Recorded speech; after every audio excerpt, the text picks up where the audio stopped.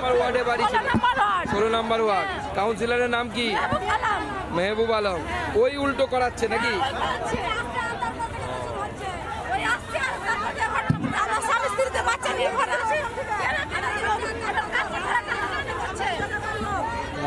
ওই যারা এসেছিল তারা? তবে পালালেন কি করে ওখান থেকে?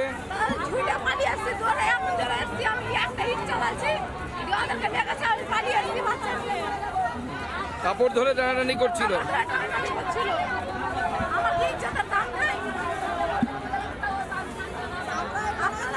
আপনারা সাংবাদিকরা, আমি অনুরোধ করব মাননীয় মুখ্যমন্ত্রীকে আমার এই বোনের প্রশ্নটার উত্তর দিতে বলবেন যে হিন্দু বলে কি তার ইজ্জতের দাম নেই?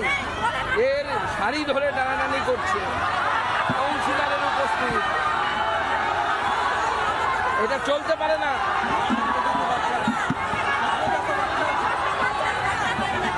কাপড় ধরে টেনে ইজ্জত নেওয়ার চেষ্টা করেছে, কোনো রকমে ইট মেরে পালিয়ে এসছে, নাহলে ধর্ষিতা হতে হতো এই মহিলাকে। আজকে হিন্দুদের এই পরিস্থিতির দায়ীকে কোলের শিশু, তাকে নিয়ে পালিয়ে আসতে হয়েছে। নাও তুমি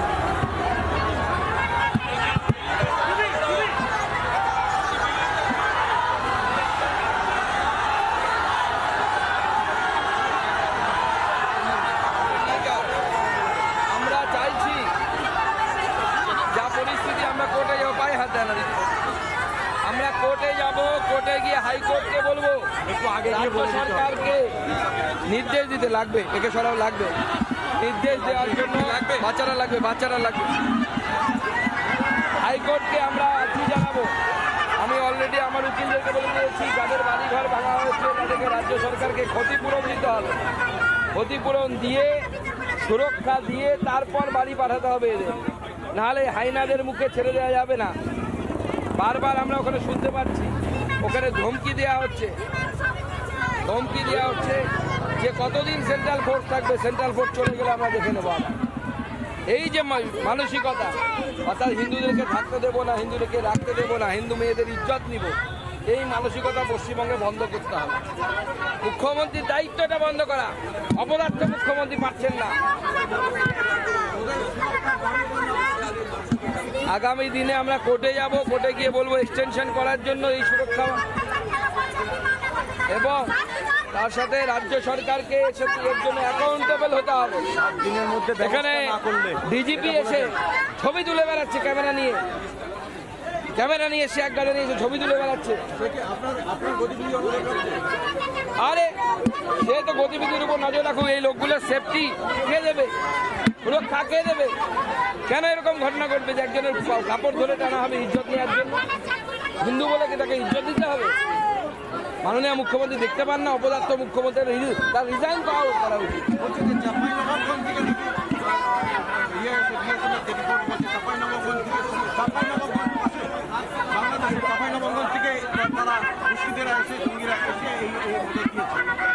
না, সে তো এখানে বর্ডার এমন ইচ্ছে করে পোরাস করে রাখা হয়েছে, বর্ডার এখানে এমন ইচ্ছে করে বন্ধ করে রাখা হয়েছে, যাতে করে বর্ডারকে খুলে রাখা হয়েছে, যাতে করে ওপার বাংলার যে সমস্ত ভারত বিরোধী শক্তি আছে, সেই ভারত বিরোধী শক্তিগুলো ওপারে তারা অ্যাক্টিভিটি চালাতে পারে। মমতা বন্দ্যোপাধ্যায় জমি দেন না ফেন্সিং করার জন্য। এই ধরনের দেশ বিরোধী মুখ্যমন্ত্রী, ভারত বিরোধী মুখ্যমন্ত্রী কোনো রাজ্য হয়নি, পশ্চিমবঙ্গে ছেড়ে দিন, কোনো রাজ্য হয়নি। একদম ভোটের স্বার্থে এরা জঙ্গিদেরকে পর্যন্ত নিজের বাড়ির জামাই করতে এরা ছাড়বে না। এদের মানসিকতা এমন হয়ে গেছে, শুধু ভোট, ক্ষমতা, পয়সা, কয়লা, বালি, ইট, সিমেন্ট, কত পয়সা লাগে একজন মানুষের বাঁচতে। আজকে এদের ইজ্জতকে নিয়ে ঝিলিমিলি খেলা হচ্ছে। প্রত্যেকটা মহিলা বলছে দেখো তাদের ইজ্জত নেওয়ার চেষ্টা হচ্ছে, কোনো কেউ বেঁচে ফেলেছে। কজনের সাথে কি হয়েছে আমরা জানি না।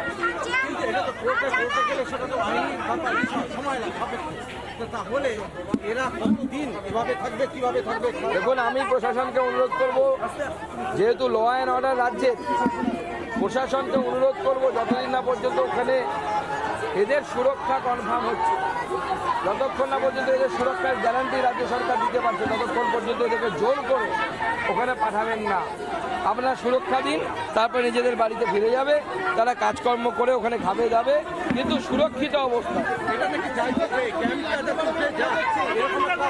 একদম প্রথম দিন থেকে বিধায়কের স্বামী, বিডিও এবং আইসি এরা মিলে প্রচেষ্টা চালাচ্ছে এই ক্যাম্পটা যেন উঠে যায়। কারণ রাজ্যের মান সম্মান বাঁচাতে হবে তাদের। কিসের মান সম্মান তোমার রাজ্যে? তুমি আমার মা বোনেদের ইজ্জত রক্ষা করতে পারছো না। অপদার্থ মুখ্যমন্ত্রী, একজন মহিলা মুখ্যমন্ত্রী হয়ে শুনতে হচ্ছে আমাদেরকে। উনি ইমাম সাহেবদেরকে নিয়ে নাকি মিটিংয়ে বসবেন। আমি তো অনুরোধ করবো ওই মিটিংয়ে এই মহিলাদেরকে নিয়ে যাওয়ার জন্য। এবং আমি বলবো এই মহিলাদেরকে চলুন কলকাতাতে সেই ইমাম সাহেবদের গিয়ে এরা নিজেদের অভিজ্ঞতা বলবে মুখ্যমন্ত্রীর কাছে। আমি অনুরোধ জানাবো এদেরকে চলুন।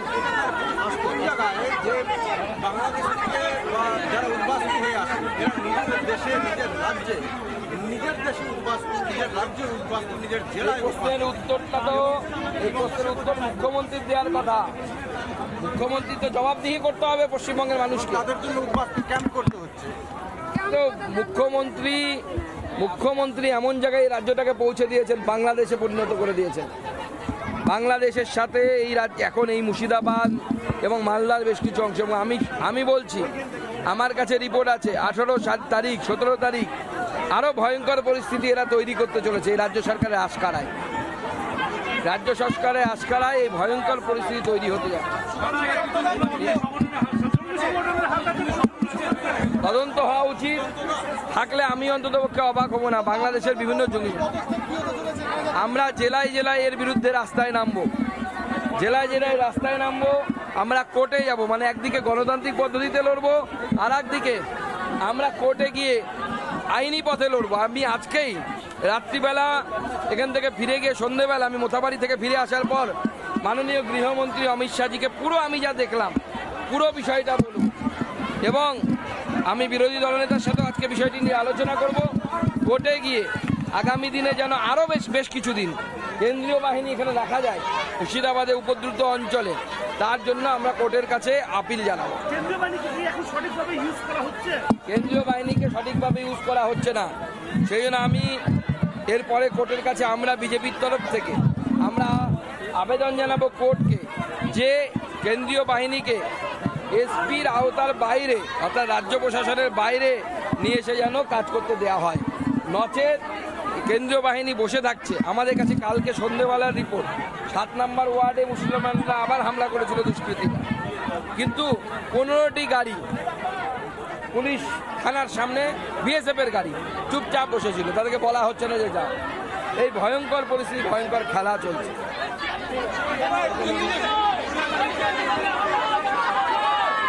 নানা ধরনের কন্টেন্ট দেখার জন্য লাইক করুন, শেয়ার করুন আমাদের ফেসবুক পেজ, সাবস্ক্রাইব করুন আমাদের ইউটিউব চ্যানেল।